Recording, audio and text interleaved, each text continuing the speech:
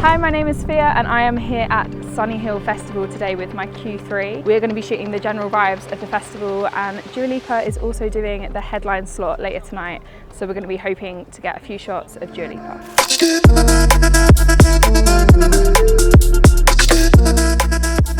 This is an open air festival, we've got great weather, that's the sort of thing that you want to really focus on when you're photographing this festival.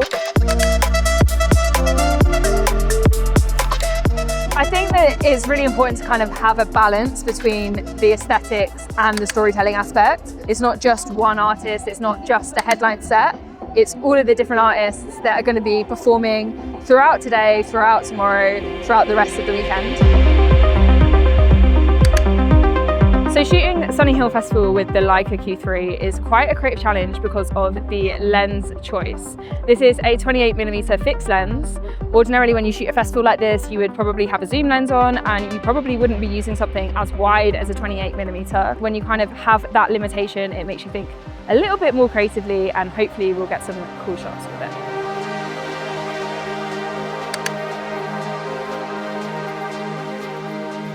This time of day in the summer is kind of perfect for an outdoor festival because most people have probably arrived. You're starting to get those kind of like more candid, natural moments. It's really easy to get some nice backlit shots of people, and you know, good lighting just makes so much difference when you're trying to take a photo.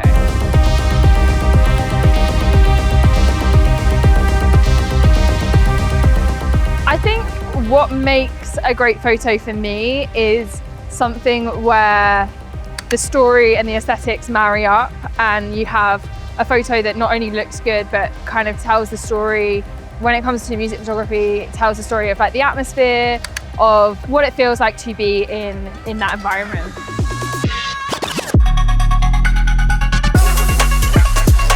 So when I first get to a festival, it's really important to kind of scope out the area, work out where I'm going to be for different parts of the day and the evening. One of the challenges of working with the Q3 is that it's actually a fixed lens, 28mm, and what that actually means is that I'm working with like some of the same limitations that you would ordinarily have as a regular festival goer without the press passes. Shooting with a fixed lens is not something that I would ordinarily do when I'm shooting a festival, but is a really good way to kind of put myself in the shoes of someone who would regularly attend a festival. So we have just found out that we aren't actually able to get into the photo pit. We're going to be having to shoot from the crowd.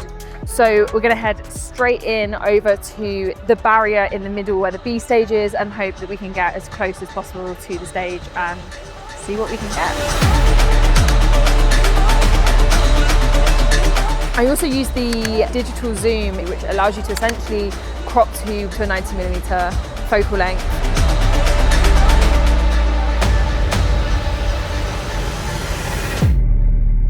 Being a music photographer can be a really strange process sometimes because you have absolutely no body clock. Sometimes I'm starting work at 7 AM, sometimes I'm getting home from an event at 7 AM. Every day is very, very different. You have some days where you're just at home editing, and then you have other days where you're doing 12, 14 hours at a festival, at a club night. You might be working well into the morning. So every day as a music photographer and as a photographer in general, I think is very different. Festival photography is that things move so quickly and change at the last minute. So we've thought that we maybe wouldn't have any pit access today, but at the last minute we managed to get a little bit of backstage access where we met Heady One, took some portraits of him, was able to shoot his entire set from the pit, and then going into Shawn Mendes' set, we thought we could just shoot the one song from like the end of the catwalk. In the end up, we were able to shoot 3 from the pit and kind of move about, which was, you know, really handy. Having 28mm, having that flexibility of being able to move closer to the artist was really important and instrumental. But I think also like where the 28mm has kind of shone in this setting is for those big establishing shots. So when he's walking down that catwalk and you can see the crowd and you can see the light and you can see him, it actually is a perfect focal length for when you are in that close proximity to the artist.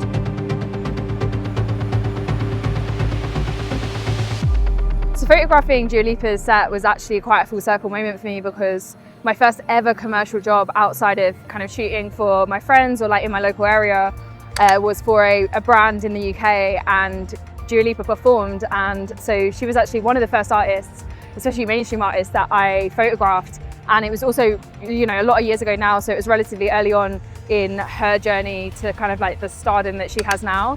So it's kind of a nice full circle to be able to revisit her performance and the way that I would now photograph her compared to then.